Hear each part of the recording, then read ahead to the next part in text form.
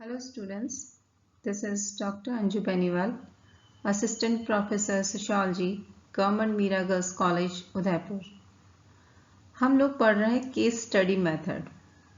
इससे पहले का जो वीडियो था उसमें हमने पढ़ा था कि बेसिकली केस स्टडी मेथड क्या होता है, उसकी विशेषताएं क्या हैं और उसके अध्ययन के स्रोत क्या हैं। यानी केस स्टडी मेथड से मतलब है कि आप किसी भी व्यक्ति, कोई परिवार, समुदाय, उसका जब संपूर्ण अध्ययन करते हैं तो उसे हम केस स्टडी कहते हैं।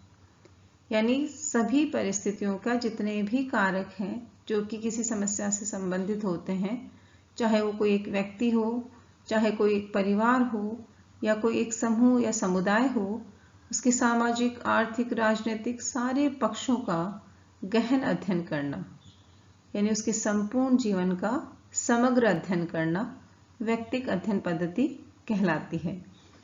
इस वीडियो के अंदर हम ये देखेंगे कि व्यक्तिक अध्ययन पद्धति के मेरिट्स और डीमेरिट्स क्या होते हैं, क्योंकि कोई भी अध्ययन पद्धति अपने आप में संपूर्ण नहीं होती, कुछ ना कुछ कमियां उसमें रही जाती हैं।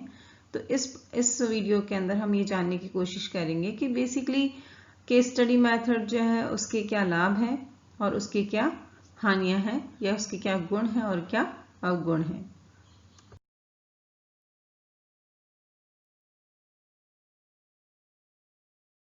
अध्ययन पद्धति के गुण, merits of case study method. सबसे पहला इसका जो गुण है, इसका जो मेरिट है, दैट इज सामाजिक इकाई का सूक्ष्म अध्ययन, microscopic study of social unit. व्यक्तिक अध्ययन द्वारा सामाजिक इकाई के बारे में संपूर्ण जानकारी एकत्र की जाती है, जिसे हम बोलते हैं कि होलिस्टिक स्टडी, कि समग्र अध्ययन किया जाता है।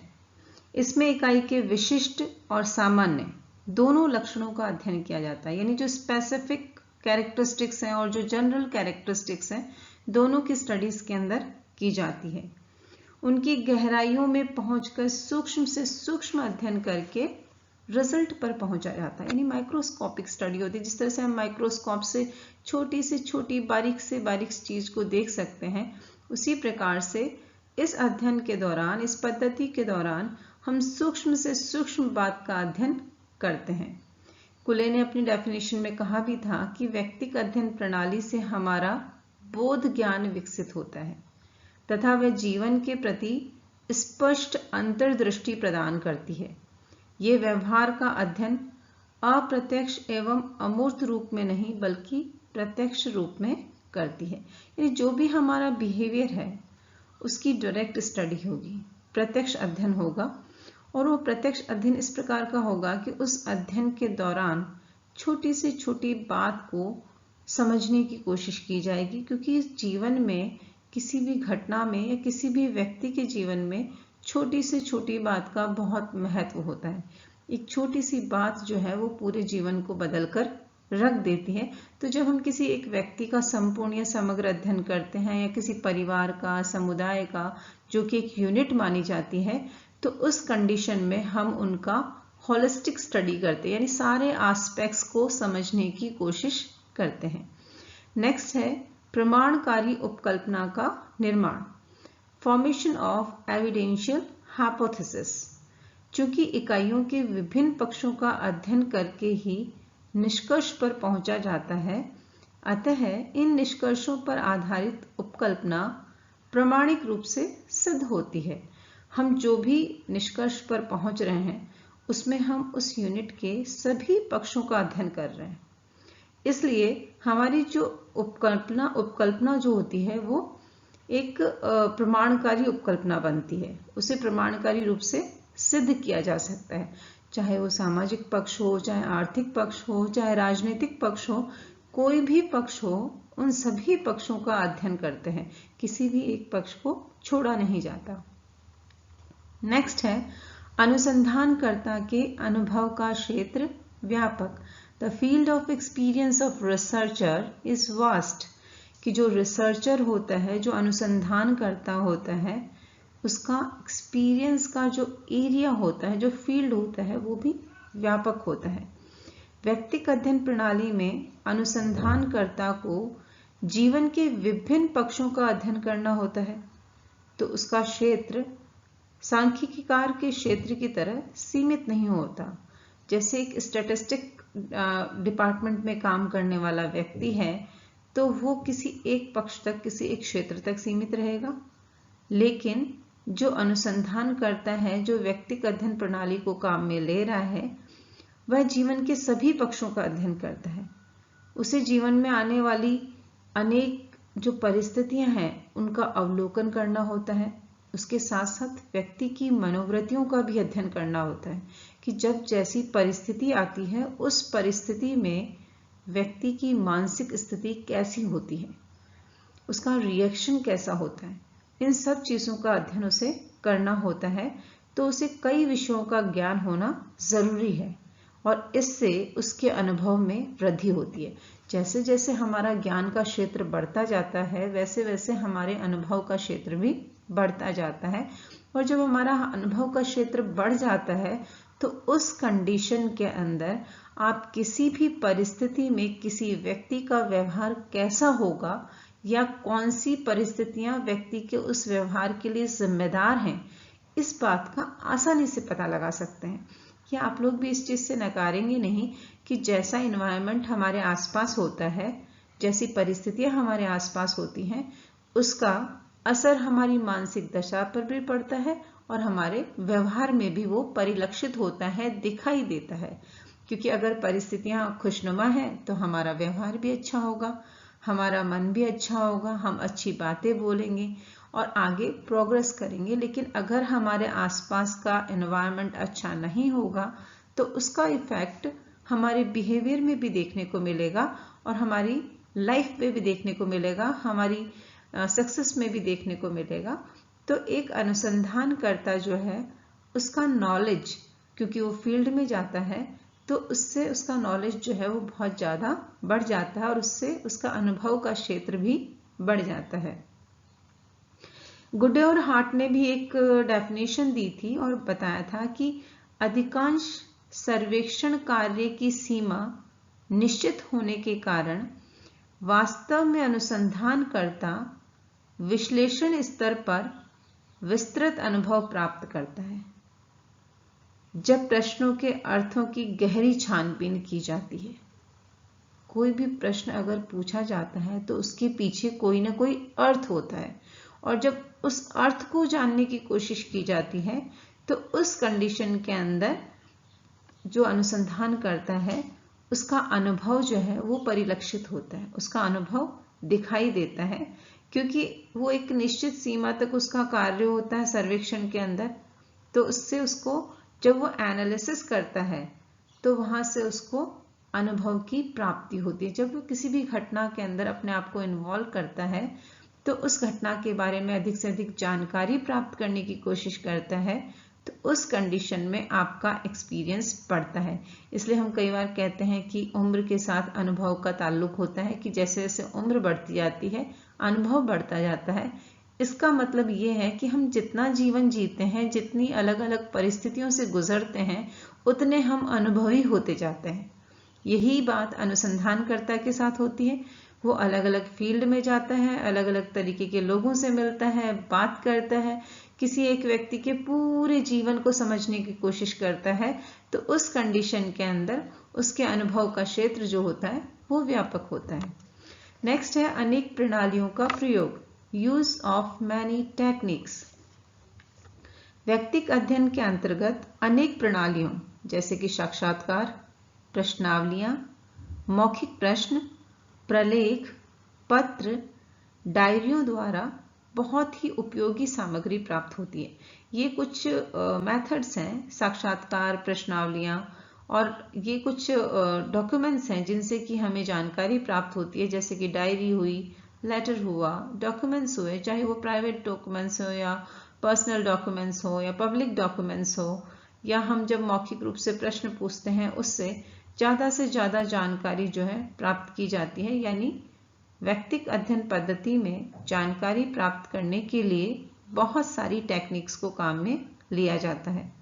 इन प्रणालियों द्वारा अध्ययनकर्ता को इतनी सामग्री प्राप्त हो जाती है कि वह इनका प्रयोग सही निष्कर्षों पर पहुंचने में सफलतापूर्वक कर सकता है। इन टेक्निक्स को काम में लेकर वह अपने विषय से संबंधित ज़्यादा से ज़्यादा जानकारी प्राप्त करने की कोशिश करता है, और जितनी ज़्यादा आपके पास जानकारी होगी उतने ही आपके निष्कर्ष जो हैं वो निष्कर्ष पर पहुंचने की संभावना बढ़ जाएगी, बशर्ते कि जो जानकारी आप प्राप्त कर रहे हैं वो आपके विषय से संबंधित होनी चाहिए। नेक्स्ट है व्यक्तिगत मामलों का अध्ययन, स्टडी ऑफ पर्सनल मैटर्स। इसमें व्यक्तिगत मामलों को लिया जाता है। जो केस स्टडी मेथड होता है उसके अंदर हम पर्सनल इश्यूज को लेते हैं, जिसके विभिन्न पहलुओं का बारीकी से अध्ययन किया जाता है। उसके मामले की पूरी जांच पड़ताल होती है, क्या दोष हैं, क्या कमियां हैं, क्या परिस्थितियां रही जिसके कारण कोई भी व्यक्ति जो है वो अपराध की तरफ बढ़ा तथा नैतिक पतन को प्रोत्साहन मिला। ऐसी कौन सी परिस्थितियां थी जिसके कारण कि व्यक्ति जो है सफलता को प्राप्त नहीं कर सका। तो उन सभी चीज़ों की बारीकी से जान पहचान की जाती है, बारीकी से जांच पड़ताल की जाती है कि कौन कौन सी परिस्थितियां थी जिसके कारण किसी भी व्यक्ति का जो कैरेक्टर था वो चेंज हुआ, तो उसको जानने की कोशिश की जाती है। इसके द्वारा व्यक्ति के गुणों, रहस्यों आदि की भी जानकारी प्राप्त होती है, क्योंकि हम इसमें पर्सनल मैटर्स को लेते हैं, पर्सनल इश्यूज को लेते हैं, तो जो बहुत छुपी हुई बातें होती हैं वो भी सामने उभर कर आती हैं, जिन चीज़ों को व्यक्ति कई बार अपनी ज़िंदगी में किसी से भी शेयर नहीं करता है। हो सकता है कि केस स्टडी मेथड के दौरान जब वो रिसर्चर इतना अपने आप को उसके साथ में इन्वॉल्व कर ले और रिसर्चर से वो इतना ज़्यादा इन्फ्लुएंस हो जाए, उसे इतना ज़्यादा लगने लगे कि मैं इससे अपनी बातें शेयर कर सकता हूँ, तो वो बातें भी इस स्टडी के दौरान सामने आ सकती हैं। नेक्स्ट इज अध्ययन समस्या को समझने में सहायक, helpful in understanding study problem. Basically हमारी अध्ययन की समस्या क्या है उसको समझने के अंदर ये पद्धति बहुत ही सहायक होती है। अध्ययनकर्ता अनुसंधान के मुख्य भाग को प्रारंभ करने से पूर्व कुछ इकाइयों को चुनकर उनका व्यक्तिगत अध्ययन कर लेता है, तो उसे समस्याओं को समझने में बड़ी आसानी रहती है। देखिए कि फॉर एग्जांपल हमारी सोसाइटी के अंदर कोई भी प्रॉब्लम है, अभी जो सबसे बड़ी प्रॉब्लम है वो है कोविड-19 की प्रॉब्लम। तो अगर इस प्रॉब्लम के बारे में उस प्रॉब्लम को समझना है तो इसके लिए हम कुछ यूनिट्स को सेलेक्ट कर लेंगे, हम कुछ डॉक्टर्स को ले लेंगे, कुछ हम पेशेंट्स को ले लेंगे, कुछ हम नॉर्मल ह्यूमन बीइंग्स को ले लेंगे और फिर उनसे डीपली बात करेंगे, उनसे ज़्यादा से ज़्यादा उनका केस स्टडी मेथड करेंगे, केस स्टडी मेथड के थ्रू उनसे जानकारी प्राप्त करने की कोशिश करेंगे, तो हम उस समस्या को समझ पाएंगे कि basically what this problem is, कि ये समस्या क्या है। तो इसलिए किसी भी समस्या को समझने के लिए अगर आप कुछ यूनिट्स का, कुछ लोगों का केस स्टडी मेथड के थ्रू स्टडी कर लेते हैं, यानी उनसे अधिक से अधिक जानकारी प्राप्त कर लेते हैं, तो उस कंडीशन में अध्ययन समस्या को समझना बहुत इजी हो जाता है। लास्ट वन इज सामान्यीकरण का आधार प्रदान करना, प्रोवाइड्स बेसिस फॉर जनरलाइजेशन। विभिन्न परिस्थितियां तथा उससे संबंधित समस्याओं की जानकारी के आधार पर सामान्यीकरण करना संभव हो जाता है। जनरलाइजेशन का मतलब होता है कि जब आपने कोई एक स्टडी की कंक्लूजन निकाला तो उस कंक्लूजन को वैसी ही परिस्थितियों पर आप लागू कर सकते हैं।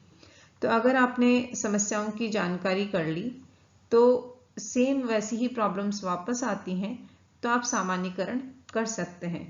सामान्यीकरण करने में ये व्यक्तिगत अध्ययन पद्धति जो है वो बहुत ही हेल्पफुल रहती है। ये थे व्यक्तिगत अध्ययन पद्धति के गुण, यानी merits of case study method, जिसमें है सामाजिक इकाई का सूक्ष्म अध्ययन, प्रमाणकारी उपकल्पना का निर्माण, अनुसंधानकर्ता के अनुभव का क्षेत्र व्यापक, अनेक प्रणालियों का प्रयोग, व्यक्तिगत मामलों का अध्ययन, अध्ययन समस्या को समझने में सहायक और सामान्यीकरण का आधार प्रदान करना। अब हम देखते हैं कि व्यक्तिगत अध्ययन पद्धति के दोष क्या हैं, क्योंकि कोई भी स्टडी मेथड जो है वो ऐसा नहीं हो सकता कि उसके अंदर कुछ कमियां ना हो। तो व्यक्तिगत अध्ययन पद्धति के भी कुछ दोष हैं। तो उन दोषों के अंदर अगर हम अध्ययन करते हैं तो सबसे पहला दोष है ठोस परिणामों को प्रदान नहीं कर सकता, कैनॉट प्रोवाइड सॉलिड रिजल्ट्स।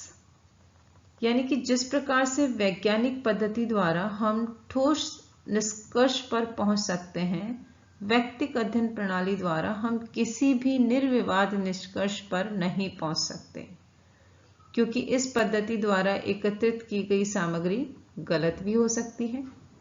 साक्षात्कार और मौखिक प्रश्नों में व्यक्ति प्राय सही जानकारी नहीं देता, अतः परिणामों में दोष आ जाता है। कोई ज़रूरी नहीं है कि जिस भी व्यक्ति से या जिस भी समूह से या परिवार के लोगों से आप बात कर रहे हैं, जो सवाल पूछ रहे हैं, वो उनकी सही जानकारी दे। तो उस कंडीशन के अंदर जो रिजल्ट्स होंगे, उन रिजल्ट्स के अंदर दोष आ जाएगा। तो हम कह सकते हैं कि ठोस परिणामों को इससे प्राप्त नहीं किया जा सकता। जो रिजल्ट्स निकलते हैं वो निर्विवाद हों, ये ज़रूरी नहीं है, क्योंकि we all are human beings, और ह्यूमन बीइंग का नेचर होता है कि वो चाहे तो सही बात बताए, वो चाहे तो सही बात छुपा ले। और जनरली हम लोग अजनबियों से अपनी बातें शेयर नहीं करते हैं। तो उस कंडीशन के अंदर व्यक्ति अपनी उसको स्टेटस को ध्यान में रखते हुए या अपने पर्सनल उसको ध्यान में रखते हुए कि मैं किसी चीज़ को शेयर नहीं करना चाहता, तो झूठ भी बोल सकता है। सही हमको बातें बताए, कोई ज़रूरी नहीं है। तो जब हमारे पास सही जानकारी नहीं होगी तो उस जानकारी के आधार पर हम सही निष्कर्षों पर भी नहीं पहुंच सकते। नेक्स्ट इज सीमित अध्ययन, लिमिटेड स्टडी। इसमें केवल गिनी चुनी इकाइयों का ही अध्ययन किया जाता है, अतः इस आधार पर न तो निर्देशन दिया जा सकता और न ही यथार्थ चित्र प्रस्तुत किया जा सकता है, क्योंकि लिमिटेड यूनिट्स होती हैं। आप हर किसी की इतनी डीप या इंटेंसिव स्टडी नहीं कर सकते हैं। तो जब आप लिमिटेड स्टडी करेंगे तो उस कंडीशन के अंदर आप कोई यथार्थ चित्र जो है वो प्रस्तुत नहीं कर सकते, एक परफेक्ट पिक्चर जो है उस स्टडी की वो नहीं दे सकते। समय की बर्बादी, वेस्टेज ऑफ टाइम। अनुसंधानकर्ता को प्रत्येक केस पर काफ़ी समय देना पड़ता है, क्योंकि जो व्यक्ति है वो उसके लिए केस है, जो परिवार है वो उसके लिए केस है। जैसे यूनिट है, वैसे यहाँ पर वो उसके लिए केस है। तो उसको हर केस पर काफ़ी समय देना पड़ता है, क्योंकि हम बोल रहे हैं इंटेंसिव स्टडी, डीप स्टडी। जब आप इंटेंसिव स्टडी और डीप स्टडी की बात करते हैं तो आपको सारे एस्पेक्ट्स की स्टडी करनी होती है, और उस कंडीशन में वो वक्त लेता है। इसके बावजूद भी कई बार ऐसा होता है कि वह ठोस निष्कर्ष पर पहुंचने में असफल रहता है। जब कई मामलों को हाथ में लेते हैं तो समय की बहुत ही अधिक बर्बादी होती है। उसका ध्यान बार बार उधर भी जाता है कि समय खराब हो रहा है, परिणाम कुछ निकल नहीं रहा। समय की हानि के साथ साथ उसके परिणामों के साथ न्याय भी नहीं हो रहा है।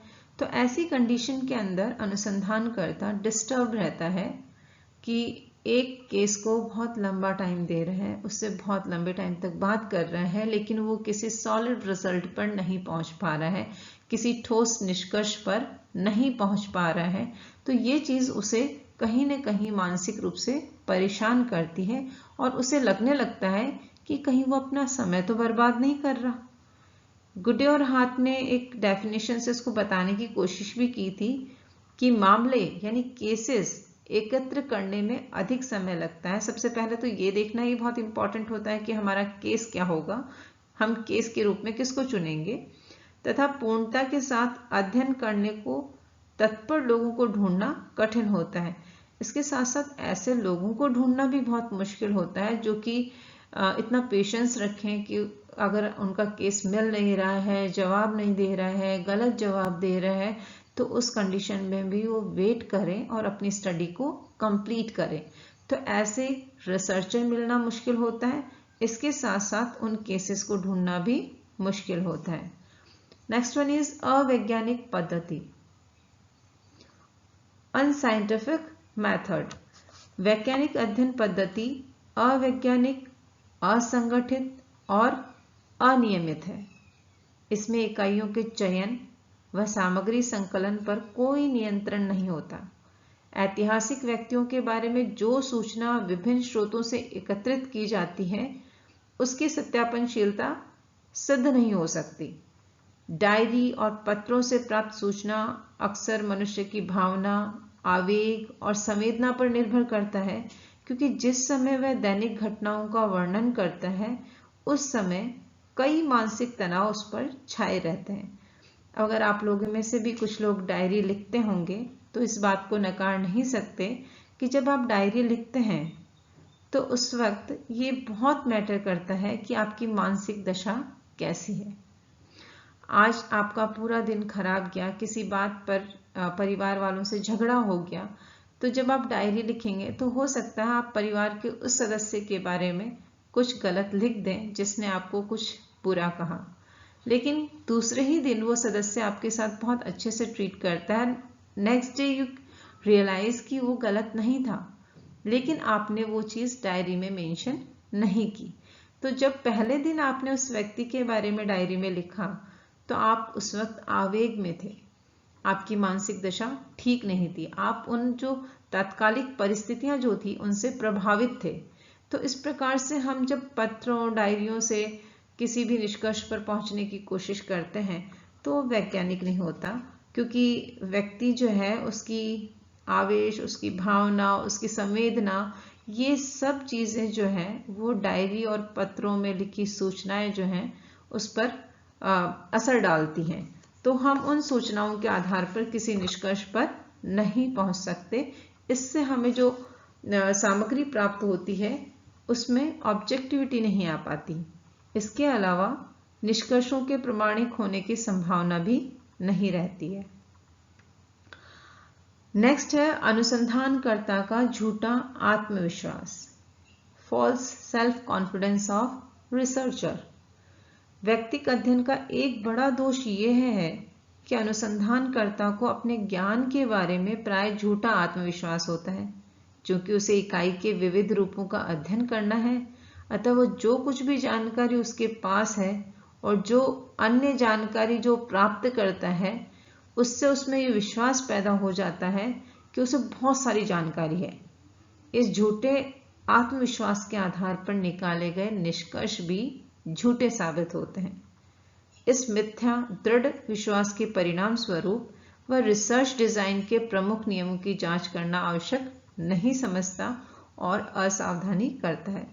यानी वो मानता है कि मुझे बहुत ज़्यादा जानकारी है, मैं सब कुछ जानता हूँ, और जो थोड़ी बहुत उसको जानकारी मिल जाती है उससे भी उसमें एक झूठा आत्मविश्वास पैदा हो जाता है, जिससे कि वो basic principles of research design को इग्नोर करता है और उस कंडीशन के अंदर जो रिजल्ट निकलते हैं वो सही नहीं निकल पाते।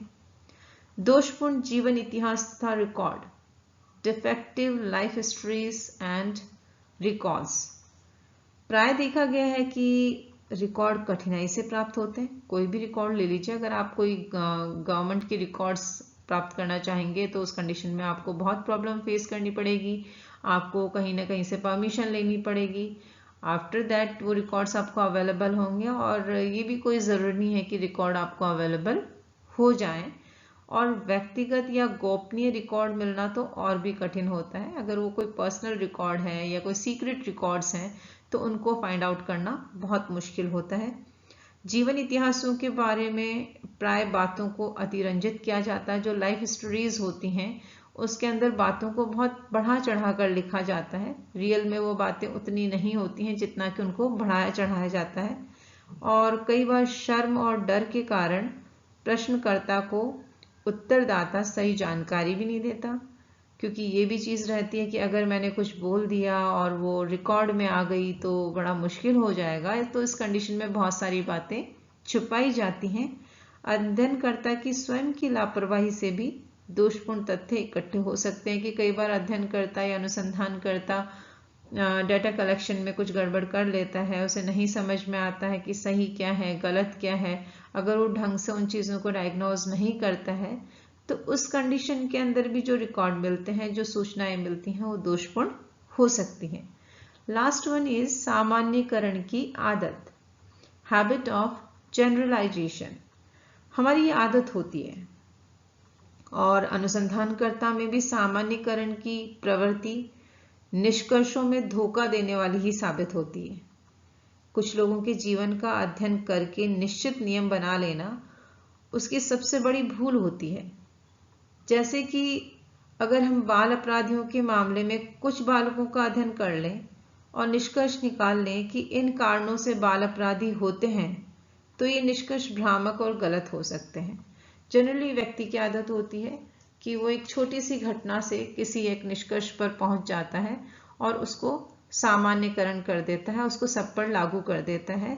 जैसे कि कोई छोटी सी अगर घटना उसके जीवन में घटित होती है या वो अपने आसपास कुछ छोटा सा घटित होता हुआ देखता है या कुछ लोगों के जीवन में कुछ परिवर्तन किसी कारण से देखता है, तो मानता है कि ये इसी कारण से हो रहा है। तो जनरलाइजेशन की आदत जो होती है वो एक कॉमन आदत होती है। जैसे कि हमने बताया कि बहुत सारे कारण हो सकते हैं जिसके कारण कि गरीबी के कारण लोग अपराध करते हैं। तो अपराधी प्रवृत्ति के लिए कोई जरूरी नहीं कि गरीबी ही एकमात्र कारण हो, उसके अलावा बहुत सारे दूसरे कारण भी हो सकते हैं। लेकिन अगर वो कुछ बच्चों को देखेगा, कुछ अपराधियों को देखेगा कि जो गरीबी के कारण अपराध की तरफ प्रवृत्त हुए, तो वो एक जनरलाइज कर देगा इस चीज को कि गरीबी जो है वो अपराधी बनने के लिए प्रेरित करती है। तो इस तरह की जो आदत है वो भी सही निष्कर्षों पर पहुंचने में उसको रोकती है। तो हम देखते हैं कि व्यक्तिगत अध्ययन पद्धति के निम्नलिखित दोष थे। पहला था ठोस परिणामों को प्रदान नहीं कर सकता, सीमित अध्ययन, समय की बर्बादी, अवैज्ञानिक पद्धति, अनुसंधानकर्ता का झूठा आत्मविश्वास, दोषपूर्ण जीवन इतिहास तथा रिकॉर्ड, सामान्यीकरण की आदत। ये सब जो है डीमेरिट्स हैं व्यक्तिगत अध्ययन पद्धति के। इन सब डीमेरिट्स के बावजूद भी हम कह सकते हैं कि व्यक्तिगत अध्ययन पद्धति जो है वो एक अच्छी अध्ययन पद्धति है। अगर हमें किसी भी विषय की समग्र या संपूर्ण अध्ययन प्राप्त करना है तो उस कंडीशन के अंदर ये अध्ययन पद्धति जो है वो काफी इसका महत्वपूर्ण स्थान रहता है। और नवीन ज्ञान के निर्माण में भी इस पद्धति का प्रयोग जो है वो काफी प्रचलित होता जा रहा है, क्योंकि किसी भी व्यक्ति के बारे में, किसी भी समूह के बारे, समुदाय के बारे में, परिवार के बारे में जब हम डीप या इंटेंस स्टडी की जब बात करते हैं तो उस कंडीशन के अंदर ये अध्ययन पद्धति बहुत ही सफल साबित होती है।